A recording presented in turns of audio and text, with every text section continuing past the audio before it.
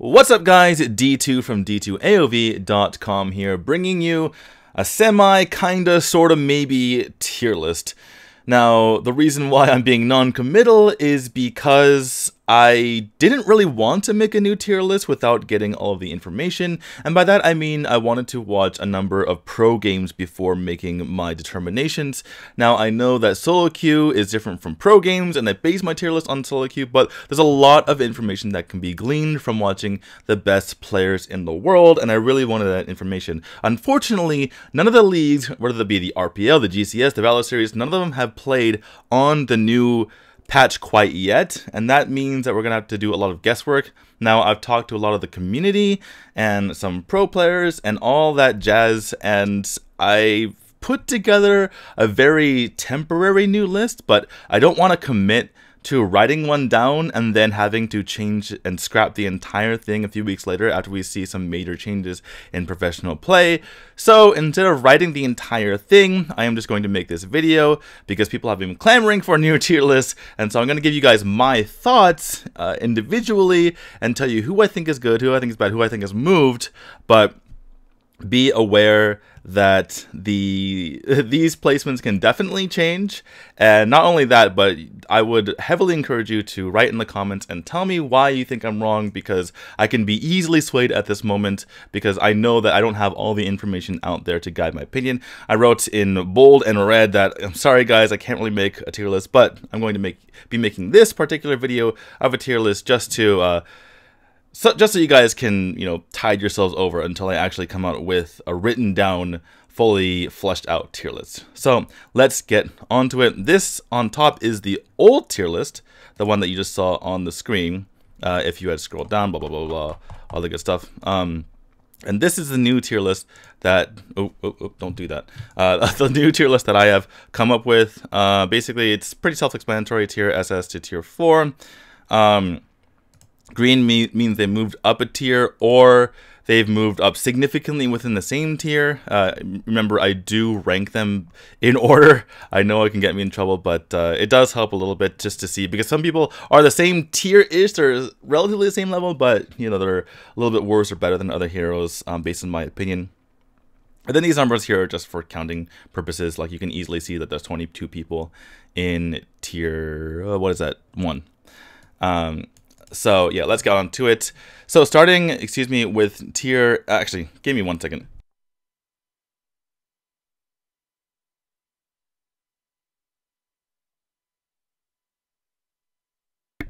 Apologies for that. I do want to do this in one take, so I don't have to go edit it back later. Had a stuffy nose. Anyway, so how these tiers work, how I like to determine it is tier SS are the always great heroes, no matter what situation, and then they're going to always be great. Very, very hard to counter. Tier S are heroes that were almost always good. Very hard to counter, but you can sort of counter them in the right situations. They're not always good in every single possible situation like the heroes in tier S, and they're generally just not as overpowered as, just to borrow a phrase, saying overpowered, but they're not quite as ridiculous as the heroes in tier SS. Then we go into tier 1. Now, here's where a lot of confusion comes up. Tier 1 heroes can, in a lot of situations, be better than tier S. They're very situationally great heroes, right? But they're not always great, and most of the time, you'd rather have a tier S hero, but a lot of times you do actually want tier 1 heroes for specific situations. And on top of that, they're just all around pretty good. So the heroes in tier 1, you're not going to go wrong with them. The reason why I need to explain that is because there was someone on my last tier list really complaining about Superman in general. And how, I can kill Florentino and Richter and all that kind of stuff. And the thing I want to say and remind people is that first of all, if you're just good, if you're killing people and if you're killing people that are higher in your tier list, maybe you're just good at the game, or maybe you're just really good at that specific hero. Someone who is experienced with a lower tier hero is always going to beat someone who is experienced on a higher tier hero. So that's number 1. Number 2, beating a hero in lane is important, but it's not the be-all end-all. There's a reason why I put Richter's consistently over Florentino, because Florentino can kill his lane, but Richter is much better in particular team fights. Especially, he can just go 1v5, which is ridiculous. So keep that in mind. But yeah, the point is that this tier list is a guide, and just because your experiences have been different doesn't mean that's going to be the situation for everyone. And also because this is like a very opinionated tier list as well. Like, for instance, I could easily just pick up Vera and get to Masters, and it's not that hard. You've seen, although it would be a low win rate, but I've definitely seen Vera one tricks in Masters, and it's not that hard to do if you really just master one particular hero. So keep that in mind as we go through this. Again, before we get into it, one last warning. This is not set in stone at all. These are just my thoughts. If you disagree, let me know. So here we go. Let's get on through it. Starting off with tier SS. All right, so we have Darcy, who moved up to number 1. Now you might be thinking, Darcy, didn't he just get nerfed? Not nearly as significant a nerf as I initially thought. So it turns out that it really doesn't matter how much you nerf his 1, as long as it's an auto attack, it's really good. And by that I mean, because it's an elongated auto attack, and you can buff it by using Loki's Curse and Apocalypse. It literally could do 0 damage and have 0 scaling, and it would still be a really good ability. Like, you could literally do 0 damage with it, and it would be still amazing. 0 additional damage, I should say. And it's just the fact that it is an auto attack. It does so much damage with Apocalypse and Loki's Curse as long as you get your AP up there, that he really wasn't affected all that much. And in fact, his ultimate has been buffed because they fixed, a quote-unquote bug where people were able to get away by using ultimates that were supposed to be not targetable, and in fact shouldn't have made it so that they didn't go back to the original position on his ultimate. So his ultimate has actually been buffed, and his first ability hasn't been nearly as weakened as people thought. If you want to see more information on how Darcy's ult works and who it works against, go check out my Darcy guide video. Anyway, that bumps Elsu down to 2. He's still ridiculous. At the top is very kind of clustered together. I think, like, even through Richter and Hayate, like, everyone's all the way up there. I was thinking of putting Hayate up to, like, number 1, actually, for a moment, but I decided to be conservative because we haven't really seen him all that much. I do heavily disagree with pros playing the pre-buff Hayate in the last patch. They're basically in the RPL and the DCS, people are first banning and first picking Hayate, and I really don't think he's all that strong pre-buff. If you don't know, check the stealth buffs in the last patch, that video that I put out. Basically, now you can crit on the true damage portion of his shuriken, and that really buffs him by a lot. Before, he was kind of just like a really mobile Valheim, because you basically just put Frost Cape on him and slow people down and did not all that much damage, and you really had to stick on someone for a long time in order to get the damage going, because it just builds up because you have to get those 6 attacks on him.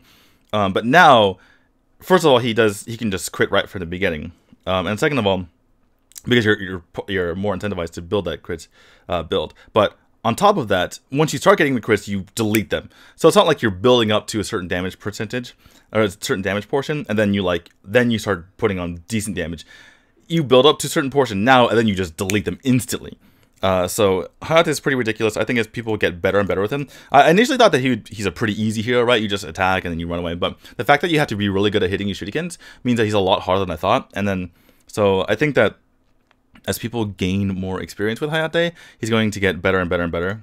And that's why you see the pros really favoring him. Again, I don't think he's as good as people think he is in the pros, but certainly post-buff, he is absolutely ridiculous.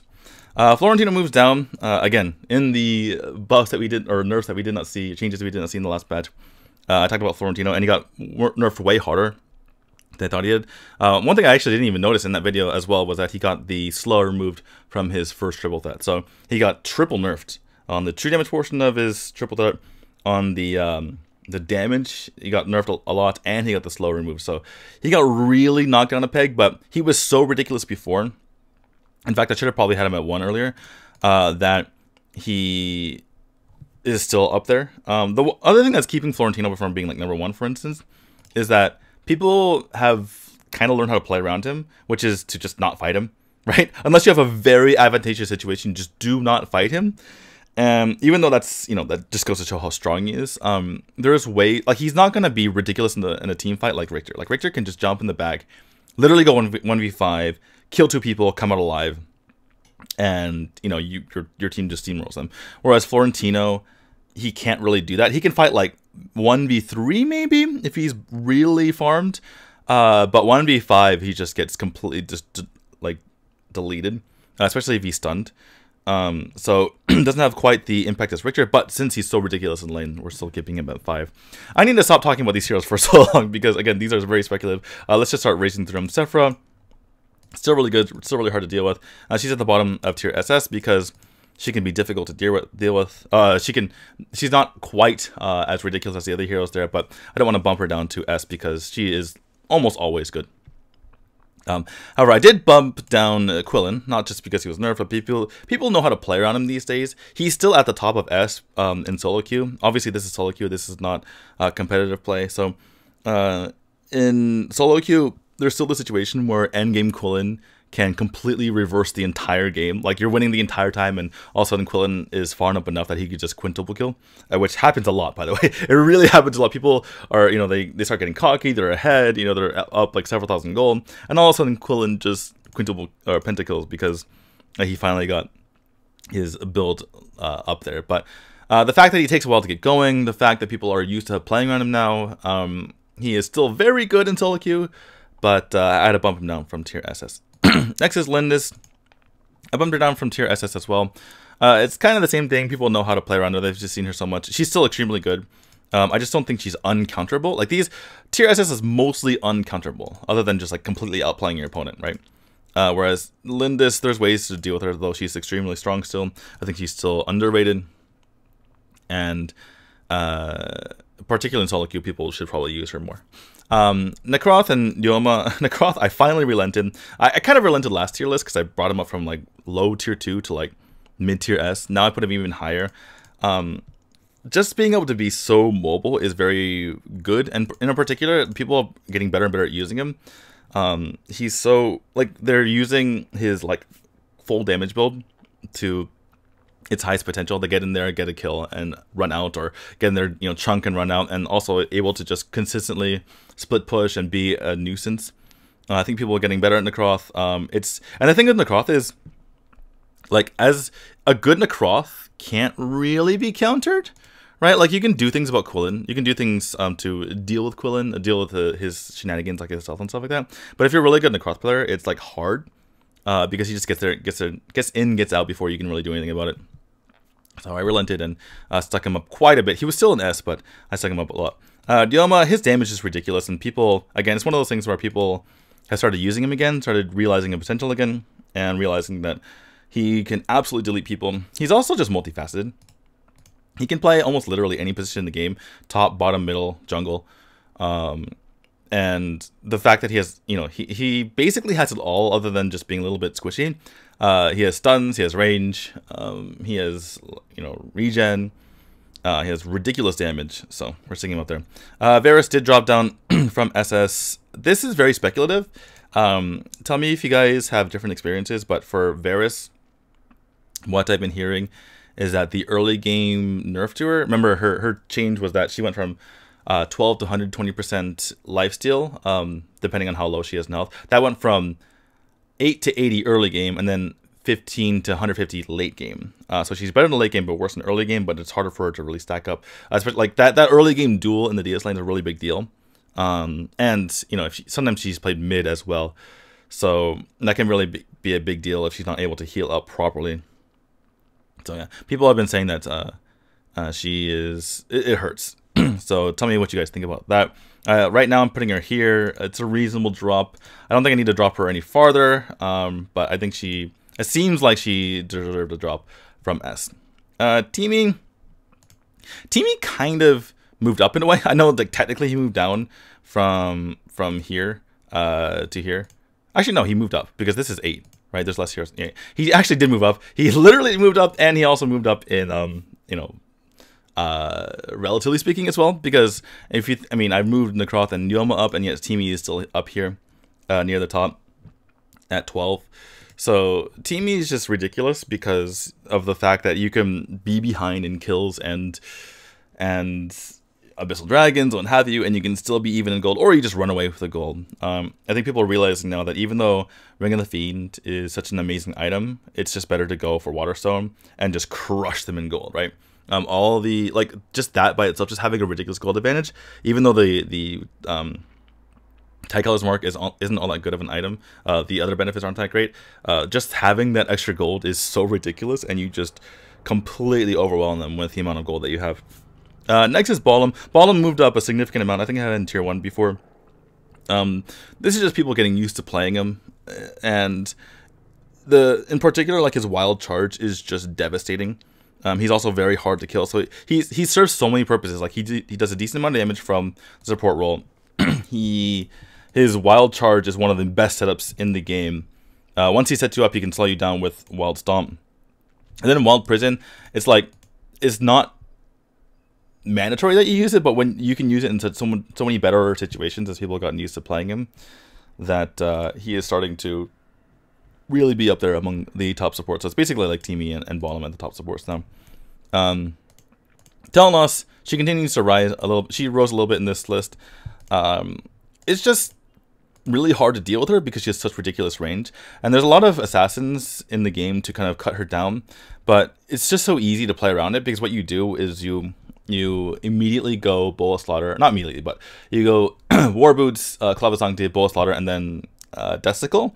And in that 1 second that you're invulnerable, you basically just kill them and heal back to full.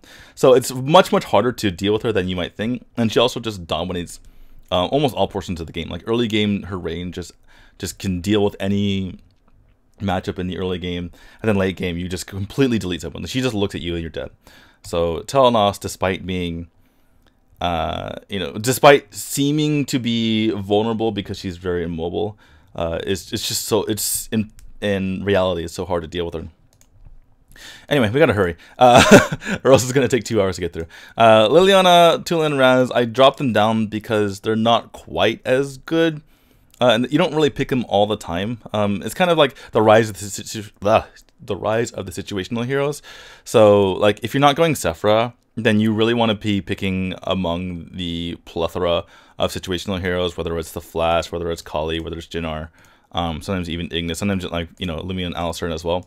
So even though they're all around good, people just, like, you don't really need to be picking them. They're not just dominant, so I dropped them. I think they were at the top of tier, yeah, they were at the top of tier S, and I dropped them down to the mid of tier S, but they're still really good. So anyway, moving on, Roxy, I moved up a bit because of the buff to Mental Aura. She now has ridiculous amounts of burn. You can have quadruple burn on her if you go Leviathan, Mental Aura, Barris Agony, and her Wildfire. And yeah, it's really hard to deal with for most heroes. Same thing goes with Xenial. Having that Mental Aura is really good for him now because he actually burned people while he's near them.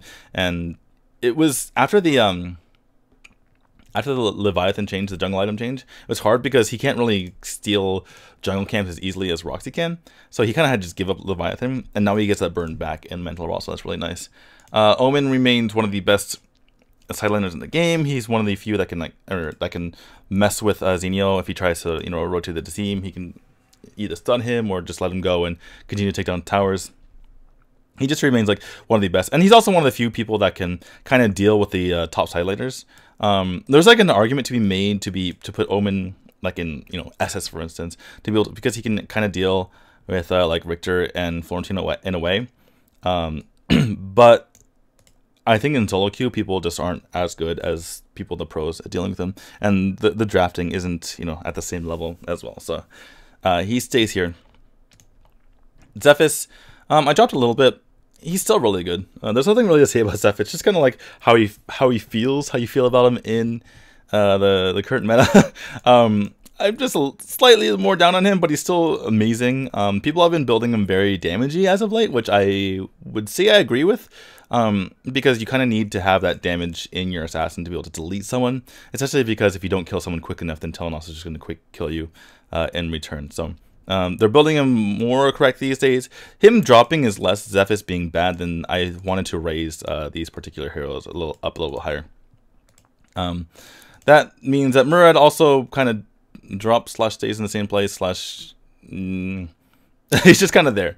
Murad's still fine. Moving on. Malak. I dropped a lot of people to tier 1, and I was thinking about Malak, but the fact that he's viable in mid now, as well as the sideline, means he can be picked in so many more situations. That means that he's not situational like the heroes in tier 1, so therefore I kept him in tier S. Finally, rounding out the tier S is Annette. Annette, I dropped her a little bit. She hasn't felt as great as of late. Having that big beefy frontliner has been really important. Teamy doesn't seem so beefy, but the fact that he just has a resurrect and people don't even want to deal with him because he can resurrect is very annoying. So that's why I dropped her a little bit, but she's still extremely good. You know, bottom tier S, but still tier S. Moving on.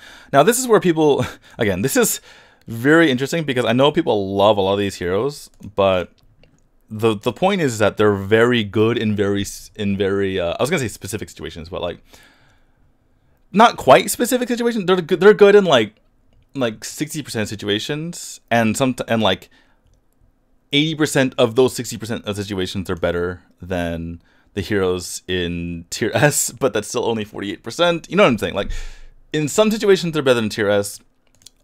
Almost all situations are at least good.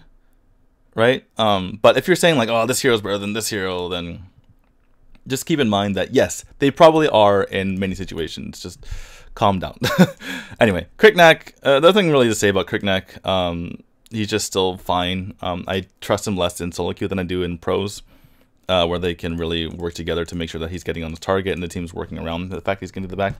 Rourke, I was thinking about putting in S, because apparently he's amazing in solo queue. I mean, I say apparently because I haven't seen him all that much because I'm not in like the super high conquer ranks where he just gets free wins. But yeah, apparently he's amazing. I've seen people easily get wins with him. It's like if you want free wins, just pick Rourke. Is what all the top conquerors have been saying. But he still seems very situational. Like for instance, his late game falls off a bit. Second is that people can play around him, right? If you're playing against a lot of mobile heroes, like people who can zip around, something like Hayate, just having a lot of range like Tel'Annas, he can be shut down in ways as long as people play around him, which is why I didn't really believe the hype. But I gotta respect the fact that pros think he's really good, so I'm sticking up here. Zilga's moved up. He's kind of in the same kind of tier or area as Cricknack. I did have Zil. I believe mid tier, yeah, right here, like mid tier 1. Moved him up a little bit just because, Zane has shown how like crazy he can be, and he does walk a fine line between having enough damage and not having enough damage, or else he just doesn't get his kill and he's kind of screwed. But people have been getting better at him. People have been getting better at using Tornado, getting the last auto attack off, being able to wind shift away, things like that, using like little tricks on him to mitigate his weaknesses. And when he gets fed, he's extremely hard to deal with, and he can just snowball the game out of control. Superman I dropped because I wanted to keep these guys up here. I feel like they're keeping the junglers together, and they're really good in their particular role. That's snowballing the game. I mean, it's basically like Crabtree. They're basically the same level, but Superman, again, situationally very, very strong. Not always great because there are certain counters to him, especially if you can slow him down.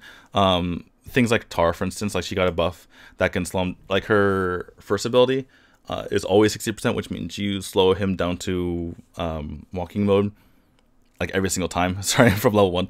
So that's a big deal. There's just ways to deal with him now. And he's not always great because the thing is, like, being able to stand and fight is a big deal, and Superman can't always do that. And things like, for instance, the mental raw. People are saying, oh, maybe Superman can have mental raw now because, he scales based on HP. It's like, no, he doesn't stand next to people, so that doesn't work at all. I did move Lubu down a little bit. That's might be confusing to people because Lubu got a buff, and I was very excited about the buff, but just looking at the other DS leaders he has to deal with, he doesn't really win against all of them, and he doesn't really have the same like kind of team fight impact as them. He's still very, very high. Part of this is also keeping him next to Kilgoth, because Kilgoth moved up from tier 2 Kilgoth got a buff. They feel very similar in strength.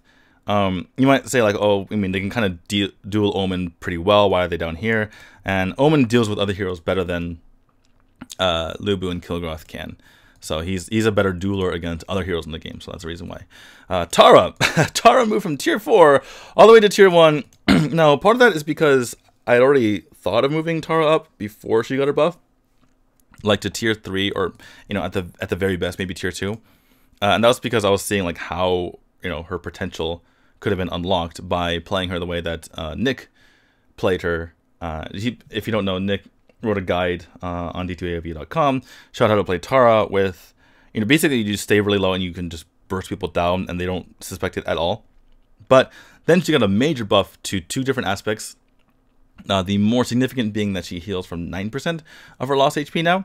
So now you get low, and not only do you demolish people, but you don't die either, because you heal a lot more than you used to.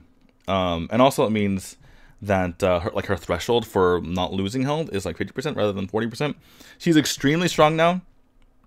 I put her specifically right here. These are all DS laners, but I was thinking about it, and like she doesn't necessarily beat Lubu or Kilgoth because they can heal like just as well as she can and kind of stay in the fight. And even if she gets low and pops her ultimate, they can still kind of deal with that and kind of sustain through it.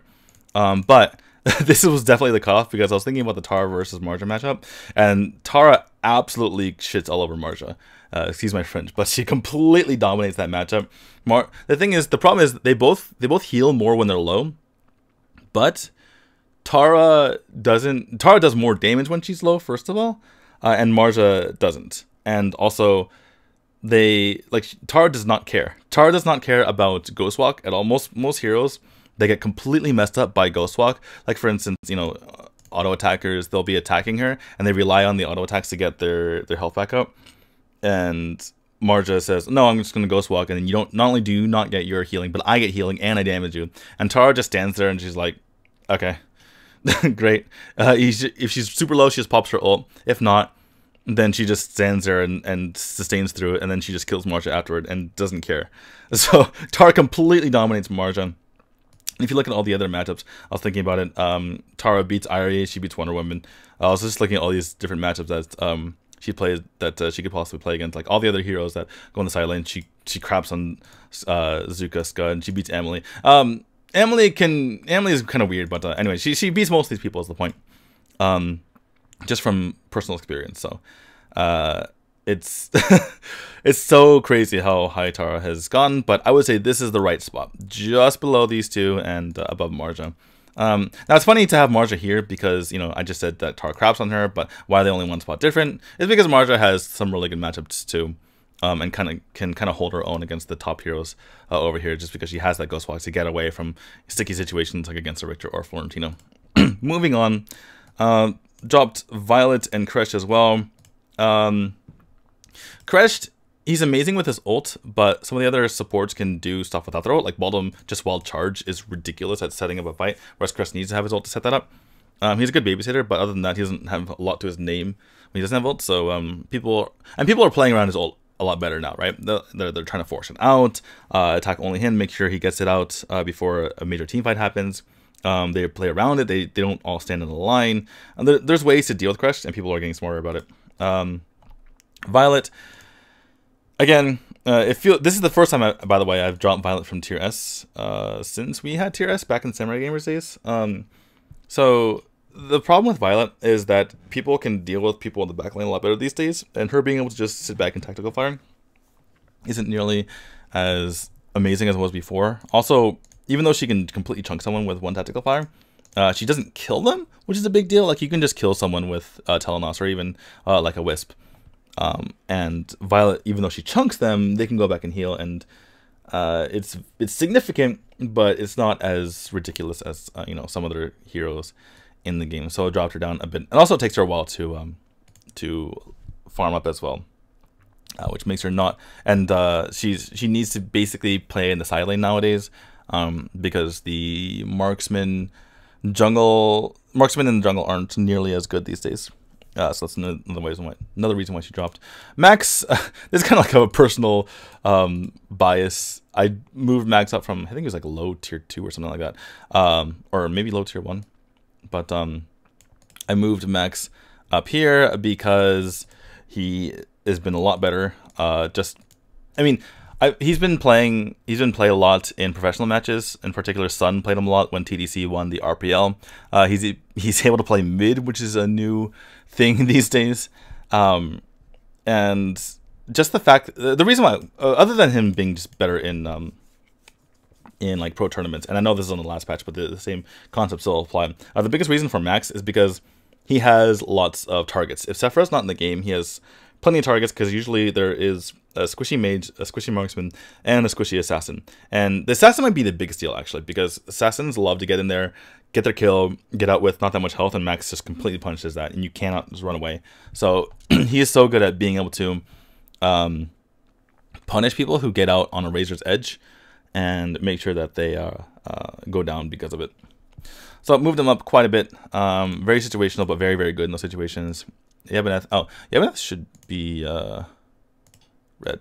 Yevoneth I moved down. He's just not quite as powerful in all situations as he used to be. Again, he's still tier 1, so he's still fine. The problem is, like, his lack of mobility means that his lack of mobility without Redwood Rush makes it difficult for him to get a lot of value. And I think a lot of why Yevoneth isn't quite as good as before is because people have been able to play around him. Also, some of the top heroes can just circumvent what he does, because he's really good when you have to run to the backline. But the heroes that are in vogue these days are the ones who are so mobile, like Necroth. Like, Necroth's never gonna get caught in his nature's realm, right? Things like that. Like, heroes, they have ways to deal with it. Like, Tel'Annas can just outrange it. There's a reason why certain heroes are at the top, and it's usually because of crazy mobility or crazy range or something like that. And Yevoneth can't always deal with that. Alice, she got moved down a little bit, just because she can't. Again, she's not one of those heroes in solo queue that can do everything, do it all. She is very, very good at her job at supporting, but so she still stays pretty high. The problem is that you need a good team around you, and sometimes you're kind of stuck with teammates who have no idea what they're doing. But very good supporting, so we keep her up here. I need to not take so long on these heroes, especially because, again, this is a temporary tier list. Kali. Situationally really good, kind of in the same place as before. These are like the 4 situational mages here at the bottom of tier 1. Kali situational, she's really good at poking, so therefore she can win a matchup versus Sephiroth, for instance, because she just pokes Sephiroth down. Sephiroth has to use Tides of Life, and guess what? Flash kind of the same situation. You can dive the back line. He's really good at poking. He seems like a dive hero, but he's mostly poke. You dive at the right situation. He did get buffed 2 patches ago, so he's better at what he does. You see him a lot in pro matches, but yeah, it's because he's very, very situational. Dinar, you don't see him in pro matches, but he's very situationally good in ladder matches. Basically, if you want to have a big just dive and bum rush the team, he's really good at that. Obviously, he's also very good at specific heroes. Like, he completely craps all over like Ignis. He's really, really bad against Sephra, but if you're not against Sephra, then he can get in there and kill people. A lot of times he can be pretty good against Tel'Annas if the other team is not coordinated, and he can just jump on them. Things like that. He's really good at getting surviving through like assassin attacks and killing them, or killing the squishier hero. So Dinar is situation very good as well. Ignis I moved up because he's a counter to Sephra. People don't realize that he actually is a counter to Sephra. You're seeing him used a lot more in the GCS these days, but Ignis is a little bit underrated right now just because he was so popular before and people moved away from him, but still extremely good. Still a stun machine, even if the stuns are a little bit shorter. Wisp I moved down slightly. Still amazing, still has tons of damage. Yeah, it's mostly other heroes moving up than me moving her down. Joker is extremely situational. People try to play him against Tel'Annas, because if they both go in the Abyssal lane and they both farm up quickly, then Joker, in theory, just deletes her once they get both farmed up. But Tel is so good that doesn't really happen in practice. But Joker can be really good. The problem is that he has so much damage, but he also just gets deleted himself, which is problematic. But yeah, he's pretty good against assassins. As long as they don't one-shot him, he can nearly one-shot them back. So yeah, Joker is still very excellent. Morin, Morin might be like the best marksman late game, but it takes him so long to get going that it's a problem. And he's like situational, if that makes any sense. Like within the context of even the game, not even just like hero selection. In the context of a single game, he needs to have his stacks up, or else he doesn't have much defense. So he needs to be like ahead. Like if he's ahead, he just runs away with the game, because he's like in your base, he's constantly attacking, and you need to constantly be attacking in order to keep your stacks up. So if he's ahead, he's a monster. If he's behind, then you're kind of in trouble. And rounding out tier 1 is Irie and Wonder Woman, still extremely strong. Irie seems to more play lately, same as Wonder Woman actually, but basically they lose most of the matchups to the heroes above them, but they can both, like Wonder Woman is really good at being a team fighter and providing a shield for her team, whereas Irie is really good at getting to the backline and taking out the squishier heroes. She's basically like a poor man's Necroth in that way. So yeah, they're still extremely good. They round out tier 1. Wukong, I moved up pretty high. I think I was just underestimating Wukong earlier. In fact, he might be up even higher considering this is a solo queue list. Wukong is basically like a poor man's Quillen in a way, because he takes a while to get going, but once he gets going, he completely just craps all over squishy heroes, and the meta currently is full of squishy heroes. So yeah. Oh, I forgot to mention. So tier 1 is situational heroes. Tier 2 is like even more situational heroes. Like the situations in which they're good are fewer, but they still can be really good.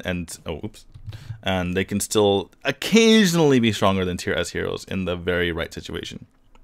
So yeah, Wukong, there's times to pick him when Quillen's not available and there's a bunch of squishies to take out. You pick Wukong, he scales to the late game, and you completely dump all over all the squishy heroes and run away with the game. Lumia and Alistar I moved up quite a bit.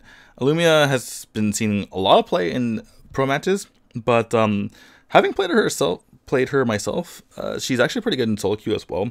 Just being able to randomly pop your ult and help any sort of fight in any situation, even if you're across the map, is actually pretty powerful. And the vision is nice as well. The biggest thing about Lumia is I used to call her ult bot, but her abilities are actually pretty good as long as you're used to her, and they actually deal more damage than I initially realized, especially because now you're playing as a lot more squishy heroes, so they hurt a lot more. Like if an assassin dies on top of you, you just use your second ability, Banish, you push them away, use your first ability twice, and that provides a stun, and then you use your ult, and you might even just kill them. Like I've definitely one-shot people just with that combo alone. And yeah, like she's very hard for assassin to deal with, because she just pushes them away and stuns them, and then by that time your team is there, they're dealing with it, and yeah, she's actually pretty good, and the right situations she can be really good. Alistar is even more situational than Lumia, but because he is so good in those situations, I decided to move him up as well. Again, he's very teammate dependent. If you don't have a teammate round when you put Magic Prison on someone, then it's not going to matter. And you also have to be good at Alistar. You need to be able to land your Mages as well before you put the prison, or else it's not going to do anything. So again, Alistar, very good situationally. He does things that no one else in the game can do, which is lock someone down completely from the mage position and also be able to do a lot of damage. But again, he's kind of immobile, and if you are against certain team compositions, you're going to run into a lot of trouble if you pick him. So just beware. Natalia moved down. Natalia, I just have her in the same kind of category as these two, where she's situational. Like if she has a good setup, then she can absolutely delete people. But people have gotten better at playing around Natalia's shenanigans. Lots of Natalia players just like to sit in the bush, throw out the Arcane Orb, Arcane Spirits, and just delete you. People, as long as you play around that, you're fine. And if she's not doing that, then she needs a setup, like with Mina or Grak, and Mina and Grak are just not in the meta right now. So she's really good in the right situation, not so good in the wrong situation. She does completely delete people if she gets her shots off, but a lot of times she has trouble getting those shots off. Along with that, Mina and Arma both drop down. Arma, again, very situationally good, but the situations are fewer than they used to be. You can lock down certain assassins, but the problem is there's usually multiple targets to lock down with your snare. And even if you lock down someone, the rest of your team just cleans up because you're dying along with the person you're locking down. And then you're fighting a 4v4 anyway. They don't have the support. The support's not really doing anything because Arm's only real like support ability is her snare. Like her Encage doesn't really. It just slows and it's very slow cast, so people can get away from it. Anyway, the point is she's very situational. You'll see her in pro games, but only because they're playing against certain heroes. Like maybe she wants to lock down a teamie or something like that. Mina is very, very similar. You need to have your team follow up on you, and it's a lot easier in solo queue to use other supports that you can kind of where you can rectify your allies' mistakes, and that happens a lot more than your allies perfectly following up on a nice Death Scythe and Dark Dominion. Thane, a similar spot. He's got a big butt. He likes to get in there. He's just an overall solid support. I'm not going to complain him or praise him. He's just kind of there. Lumber, I think I moved him up slightly. He's pretty reasonable. We saw in the Valor series that he has really good synergy with Darcy, but Darcy's probably going to be banned, so I don't know how much that is relevant. He's overall really good. It's just that for the most part, he's just kind of. I've always said this. He's a poor Mendalis. Pure is reasonable. Her healing in the early game is really impactful, especially getting that early lead and making sure that your team is staying on the field. The problem is she can't really save allies as well as she used to, and her healing / armor from her Nature's Rally isn't as impactful as just being able to stun them out, or knock them away, or revive them as is with Teamy. So she's still good. Not amazing. Valheim, I moved down. Not really sure what Valheim does. Like if you pick Valheim in the Abyssal lane, you're gonna lose because you're probably gonna be playing against a marksman that does more damage than him in the late game. So even if he's doing okay early, he just falls off completely late game. If you're picking him in the DS lane, it's a bit better. But again, like late game, you want your DS laner to do more in the fight than just kind of sit there and throw out stuns and do like okay damage. Like for instance, let's pick someone ahead of him. Who's a nice DS laner? like Tara, she can kind of get in the back line and kind of sustain through it all. Like Lubu and Kilgoroth, they jump in there. They're auto attacking the entire time. They're drawing fire from 3 people and sustaining through it all. Meanwhile, doing a lot of damage. Something like an Irie, she can get the back line and like delete someone. Like if you're playing Valheim, you're losing a lot of what DS laners typically are capable of doing in a team fight. And again, if you pick him in the Abyssal lane, you're not going to be doing as well as the other marksman at the end of the game. So moved him down. I think people are vastly overrating him right now. I also moved these 4 down. Not for any reason in particular, just other heroes moved up. Basically, like I complain about these heroes, but they're still like more impactful in the game than I would say these 4. Part of that was also because the matchups that they barely lost earlier, they're now losing really hard. Actually, was Ardo in tier 2 before? I'm getting confused. Did I have him tier 1? I did have him tier 1. End of tier 1. Anyway, Ardo did get buffed, but only by a little bit. But the point is, again, they're situational. If you want to have someone just delete the backline, they're decent, but Irie's kind of better at that. You could argue that just Richard's better than that. A lot of people ahead of them are better at that. And the worst thing is that they lose so badly to these other heroes now, whereas before it was kind of a close-ish match. Now they just die. So yeah, moving on. Astrid, I was thinking about moving her down because I've moved a lot of heroes down this tier list just because there seemed to be more of a distinction between certain heroes. But Astrid I had to keep here. She can be reasonable. You saw her being played in the Valor series as well. She can have nice moments. Just the fact that her Dire Blow can be a complete game changer, especially in certain team fights, means that I keep her in tier 2 because she can be situationally very good. Slims and Yorn, they do a lot of damage. Marksman Jungler not quite as good these days, but Slims can play in the side lane. Again, it's one of those. They're just very situational. If you need like tons of damage, But from heroes that are relatively immobile, even Slims with his 2 is pretty immobile. Yeah, if you want that just massive damage, then you go for these 2. Batman, he fills out the end of tier 2. There's just heroes that are better at what he does. The biggest problem with Batman is he can't get away. Once he commits, he can't get away. And being able to just like see where they are and get in is like not nearly as big a deal as before, especially because people are used to playing with Ring of the Fiend to play against Wukong and Quillen. So Batman, he's still fine. He's still tier 2. He's still like situationally good, just not as good as the other heroes. Okay, moving on to tier 3. Tier 3. So tier S was like almost always good. Tier 1 was situationally very good. Tier 2, situationally good, but in just less situations. Tier 3 is like very, very specific situations. Okay, there's 2 types of heroes in tier 3. Let me just rephrase that. There's 2 types of heroes. Either there's someone better than them, there's a better version of them up in higher tiers, or they're very, very, very specific. Like, for instance, like Xannis, very specific, very specifically good. Because if he can get to the late game, then he's like one of the strongest junglers out there. I would not want to play him side lane, but it's kind of the same situation, right? If you can get him farmed up, if you can get him enough kills, then he's ridiculous. His closest kind of, I mean, the closest thing I can think of is like Zephys, who's like just a better version of him. But technically, if you get really farmed, then Xannis would be better than Zephys in like the late game. But again, it's one of those really rare situations, and a lot of times, like, he just makes you fall behind.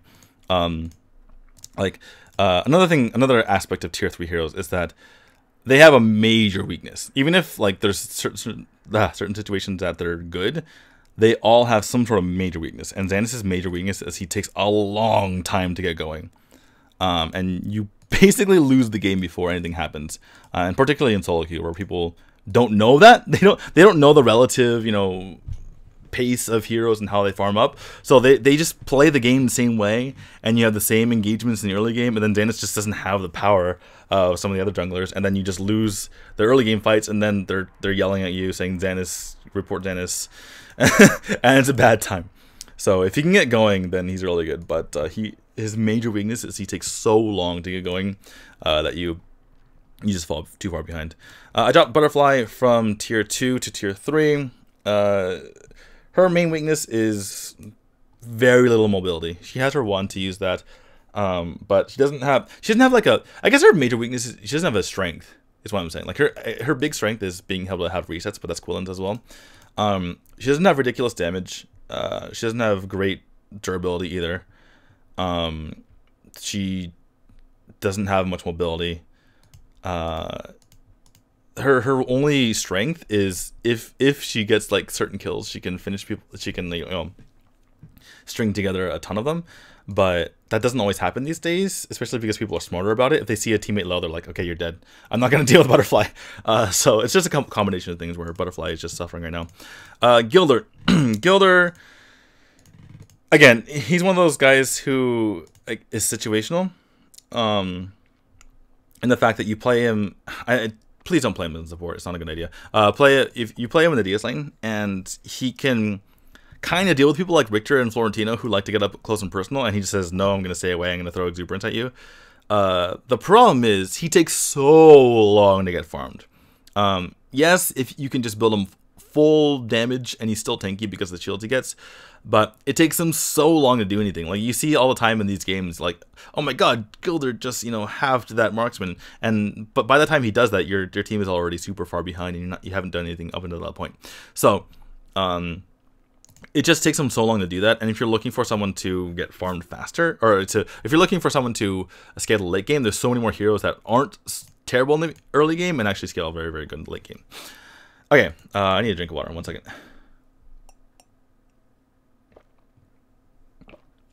All right, moving on. So Arthur, I moved down. He's a jack of all trades, master of none, and that's his biggest weakness. He can do lots of things well. The problem is he loses to like almost everyone because whatever they're specifically good at, they just beat him at it, and then he has trouble catching up, right? So like he can clear his way, run really fast over the other lanes. He can be decent in team fights. He's fine. You can win with him.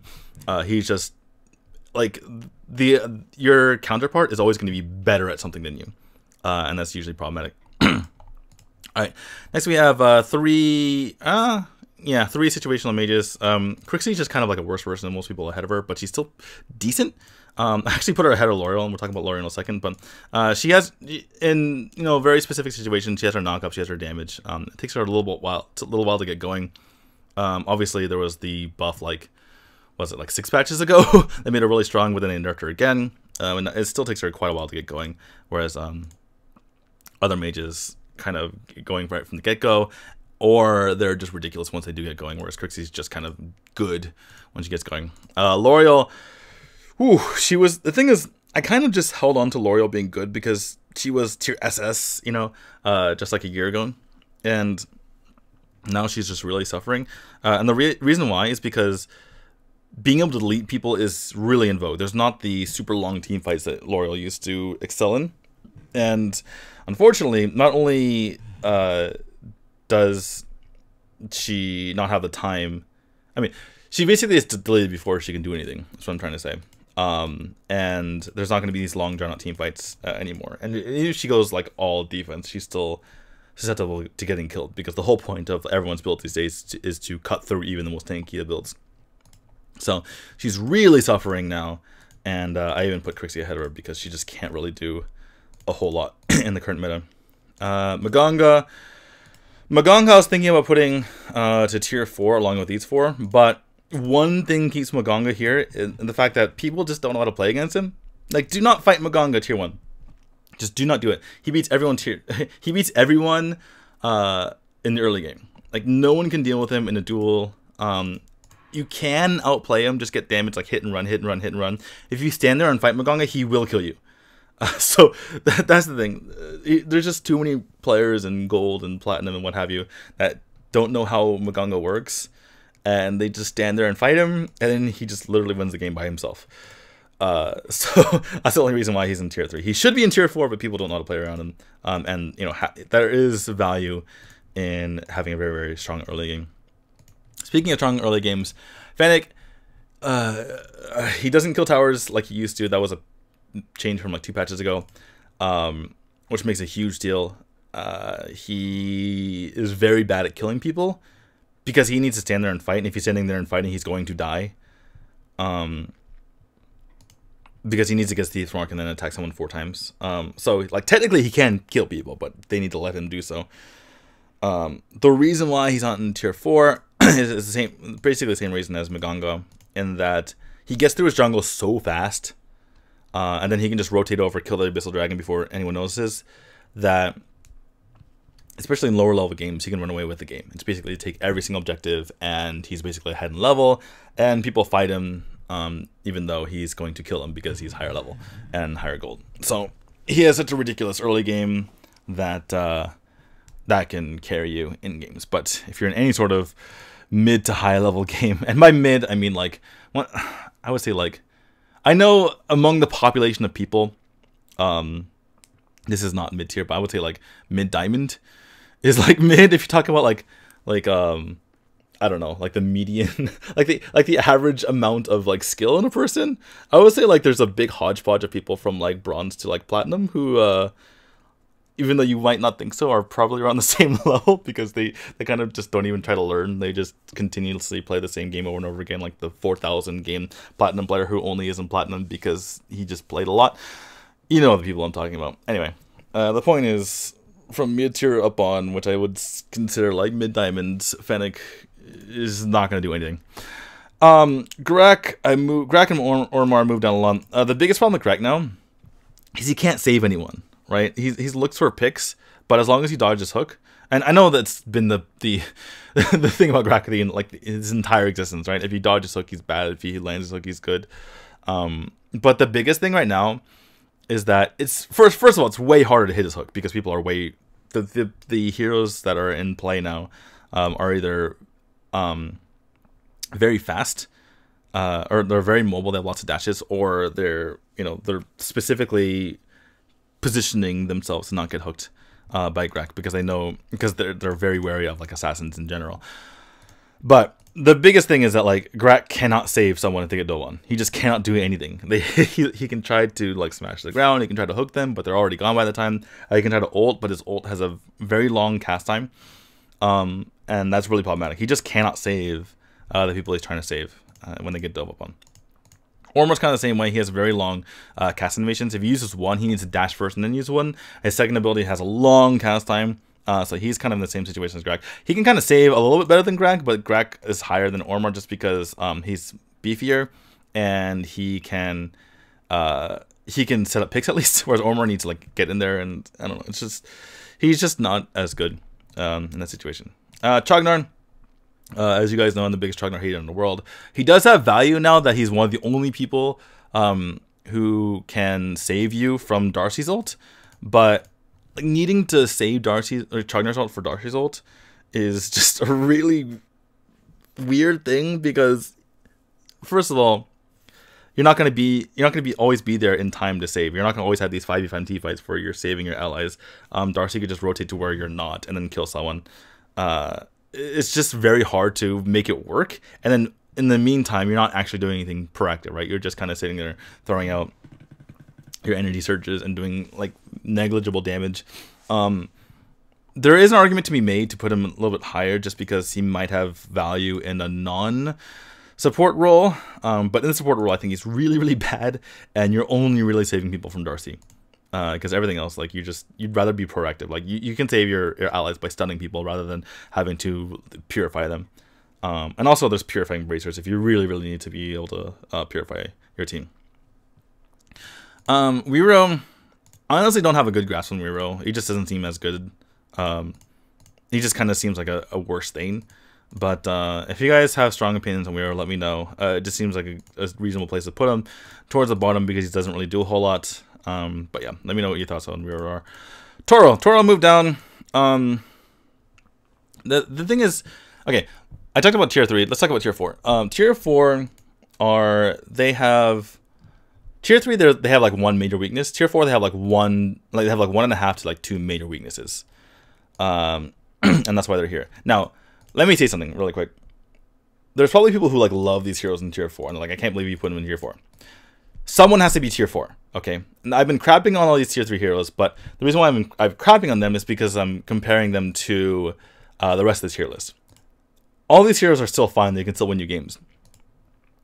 Same thing goes with tier 4. They can still win you games. I can point you to plenty of people who can get 2 masters with Dialchon or Vera or Ozanga, whoever. Someone has to be tier 4. If this was like, this was like 4 or 5 patches ago, then all these heroes in their current state would be like tier 2.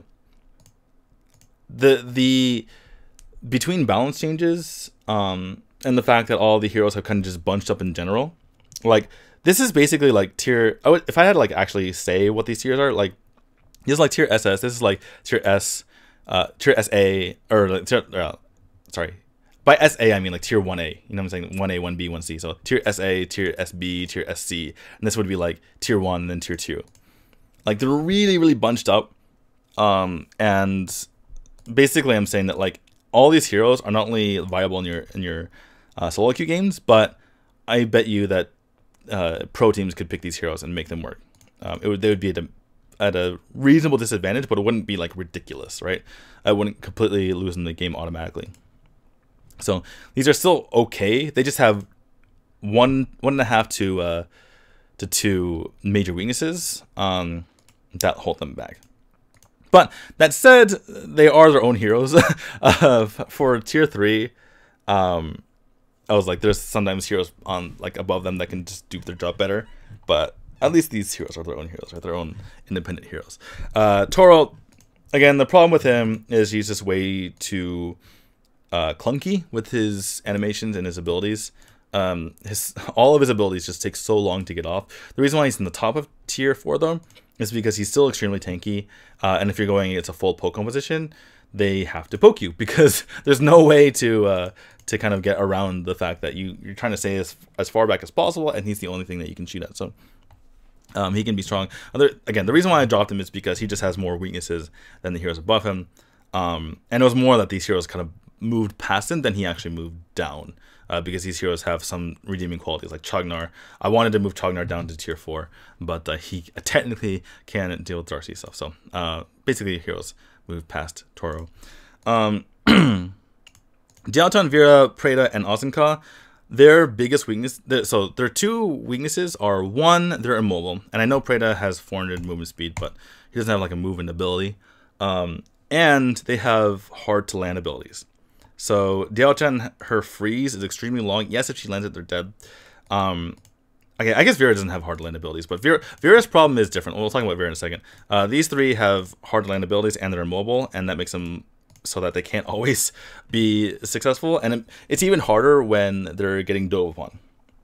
Right, like if assassin dies upon them, you're not going to hit your Plague Spectre. You're not going to hit your Stand Punch, right? Or your what's it called? His ultimate. His ultimate is basically you throw it in one direction, it has to land, or else it doesn't go off, or it goes off like way in the distance. And Diao-chan's ultimate is very situational as well. If you just pop Blizzard, it's not going to do damage. You need to have them frozen. Vera's problem is that she's like very, very situational as well. She's good at duels, but only when she's farmed, which is problematic because most of the duels happen earlier on. If like two people, say she's in like a 2v2, you're with a support and they have like, assassin and warrior, right? If it was like, Liliana or most of the mages, right? They can kind of kite back, they can get their abilities off. You'll probably chunk the assassin, and then it's a fair fight. Vera, she uses her stun. She tries to throw out her Hellbats. It scatters all over the place. It's kind of just damages both of them, but doesn't chunk either of them. She throws out her first ability, and even if one person's chunked, they're not going to die because they know that Vera doesn't have any cooldowns for like another 5 seconds, so they just kill her. She can be good in very situational situations, but yeah. Again, it's just like it's hard to set up like the perfect situation for her, and her being immobile doesn't help that situation. Yeah, drink every time I say situation. All right. Lastly, Omega. It's kind of funny because he did get massively buffed a couple patches ago. But again, everyone just kind of passed him by. This is again not Omega moving down. It's everyone kind of moving past him, and he can really only play a support role. He gets completely demolished in the DS lane, and even in the support role, like he can't like dash at someone. His second ability has, even though they lowered the cast animation time, he still takes quite a bit of time, and it's not nearly as long as other supports stuns. So he needs to run at people and then stun them and then get in front of them and then use his ult, and even then they're still not necessarily going to die. So it's just very problematic. And if you build him supporty, he doesn't do enough damage. And yeah. Anyway, I've been talking for a long time. I don't even know how long this video is. How long is this video? I can't even see. Anyway, thanks for watching. Let me know what your thoughts are in the comments. And again, this is not set in stone. This is just my thoughts for now. Let me know in the comments so that I can make a better tier list once it finally comes out. Obviously, I'll be looking at the pro games. Oh, I'm not done quite yet. Sorry. I thought I was done. I knew this is the reason why I was like kind of stammering there. I knew I had to do something. Anyway, last thing I want to show you is Vejos. This is Vejos' tier list. Just to give you another vantage point on what the current meta looks like. He split it up into different roles. His tier list is very similar to mine. If you don't want to know what these symbols are, they're from my tier list. Like here, I'll just show you. They're written right here on my tier list. Basically, what they mean is that plus is a hero that's hard. The carrot is a hero that's better in solo queue than in competitive play. The pound is a hero that's basically the opposite of that. They're better in coordinated play, or the teammates are coordinated with you. And then lastly, this one is where you need to be in your specific role. I don't know why he wrote that for his tier list though, because he kind of by splitting into different tiers here, or sorry, different roles, he already showed what roles that they're best in, which roles are worse in. Anyway, I don't know why he did this. His tier list is very similar to mine if you look at it. Only a couple of heroes are in different places. The one problem I have with this is that there are a lot more mid heroes these days. Like Mallet can play mid, Yoma can play mid, Hayate, Tel'Annas, Varus, and like a couple more. So missing that, which is why I don't like putting mine into different roles, because a lot of times roles can be very, very fluid. But Vejos is a pro player. He's one of the top Conqueror players, so definitely respect his opinion. And just to give you guys more information on what the top players think, so make sure. I don't know what I want you to make sure, but yeah, there you go. Anyway, that is going to be it. Finally, thanks for watching. I hope you guys enjoyed that. And again, write in the comments what you think and where you disagree, and where you think the pro game and the solo queue game will go from now on. I'm done talking for about the next week or so. Make sure you go to d2aov.com and make sure you subscribe, and also click the bell. Is that a thing, you click the bell? Anyway, thanks for watching. Bye bye.